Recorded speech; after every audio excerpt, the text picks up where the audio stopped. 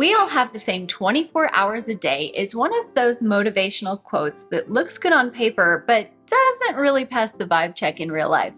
I used to think of myself as a busy person, and then I became a mom, and let me tell you, there ain't no busy like mom busy. Because now that I have a family, the 24 hours that I used to have to spend on work, cooking, and cleaning up after myself is now getting chopped up and divided between myself and the rest of my family. And the math just ain't mathin', y'all. But over the past 10 years, through a lot of trial and error and reading dozens of self-help and productivity books, I think I've cracked the code on how to get more done in less time. So today I wanted to share 4 easy habits that you can do in 60 seconds or less to free up 20 hours or more of your time each week. And the first habit on this list is the roadblock habit. So basically, the idea behind this habit is that you can buy back lots of your time by putting some sort of roadblock in between you and the stuff that's interrupting your focus and stopping you from getting things done. And for a lot of us, one of the biggest time wasters is how much time we spend on our phones and social media. According to some experts, moms are spending up to 8 hours a day on their phones with around 7 hours a week on social media.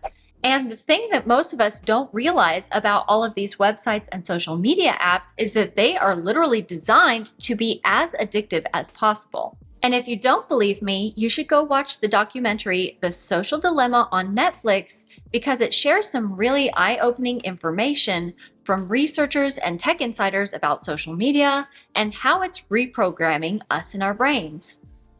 At the end of last year, I had gotten into a bad habit of waking up early only to lay on the couch and doom scroll on Instagram for hours until the rest of my family woke up.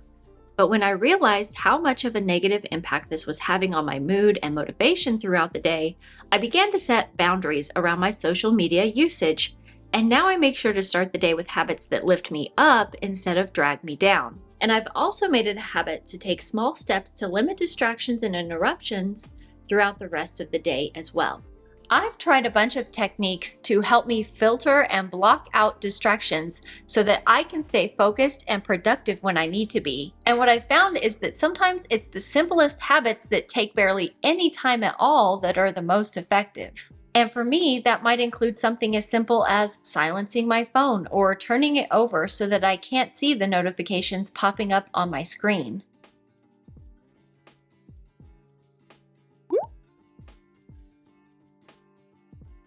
Or even disabling notifications completely from social media apps, which can all be done in 10 seconds or less. But as a mom, interruptions also come in the form of my kids, and sometimes it can be hard to focus when things get loud when they're playing inside. So when that happens, what I'll do is I'll put my noise-canceling AirPods in my ears and turn on some quiet music on Spotify or YouTube, and that doesn't eliminate the noise completely because I still want to be able to hear what's going on somewhat for safety purposes. But it significantly reduces the excess noise so that I can get and stay focused on doing what I need to do.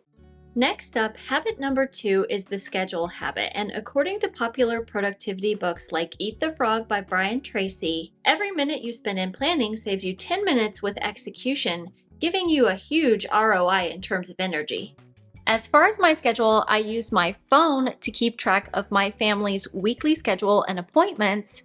And then on a day-to-day basis, I use a simple Google Doc to keep track of my daily to-do list and upcoming videos that I'm planning and working on. I used to use a paper-based system, but now that I'm a YouTuber, I find that it's just easier for me to have all of my notes and scripts online, so that I can kind of copy and paste them from here to there and easily be able to pull up and access them to read or to edit when I'm on the go. And then one of the most important things that I do is that anytime I schedule something important, like a doctor's visit or a play date, I always put it on my phone immediately, like as I'm talking to the person that I'm scheduling with. And then I'll set 2 sound alerts to remind me when that appointment is coming up. And that usually means setting one to go off the day before so that I'm reminded in advance. And then the next one will go off 1 or 2 hours before the actual appointment. Because if I just leave it up to my brain to remember that we scheduled a play date for 3 o'clock next Wednesday, there is a 120% chance that I will forget to show up for that play date. But simply getting into the habit of taking 60 seconds to put those appointments and alerts into my calendar as I'm scheduling them has saved me so much time and embarrassment over the years. And I also like setting a timer when I'm doing power cleaning or decluttering sessions, or as a reminder not to forget to do things like turning on the rice cooker when I'm in the middle of prepping dinner. Oh wow, look at that. It's a reminder for you to like and subscribe to my YouTube channel. Good thing we set that reminder, huh? All jokes aside, I really do appreciate all of your likes, comments, and support. And let's move on to the next point. The next time-saving habit on this list is the batching habit. One thing that I used to do back before I figured out this whole productivity thing was I used to dive head first into chores or any tasks that popped up without much thought or intention. So for example, on Monday, I got a phone call from our eye doctor's office letting me know that my son's new glasses are ready for pickup. And old me probably would have hung up the phone and grabbed my keys and bundled my kids into the car to go and pick up the glasses right away.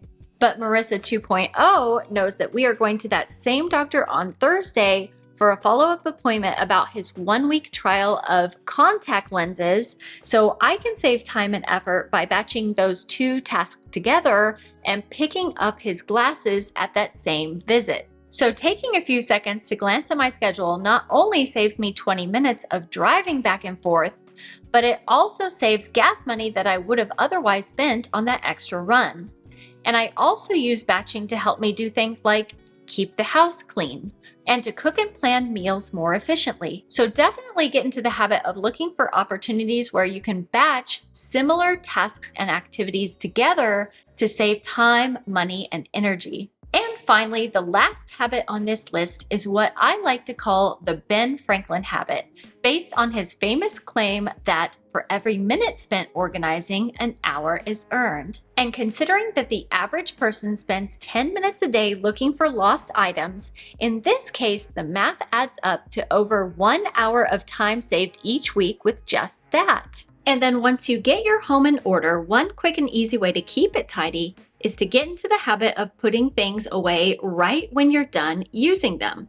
This habit only takes a few seconds, but it goes a long, long way in keeping clutter and mess from taking over your home. But as someone who went from hoarder to minimalist and decluttered over 90% of the stuff in our home, I have to say that I was shocked at just how much time and energy simplifying our home and our lives saved us in other ways. Getting rid of 90% of the clothes in my wardrobe means that I spend less time doing the laundry and worrying about what I'm going to wear that day.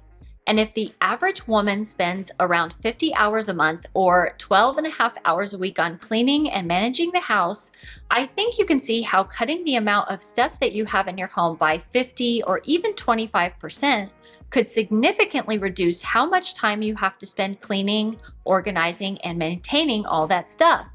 But don't just take my word for it. I suggest that you go and check out this video on how to declutter and organize problem areas in your home and see how tackling just one of those areas can help you reclaim so much time, energy, and peace of mind. Or I'll see you next week. Until then, take care. Bye-bye.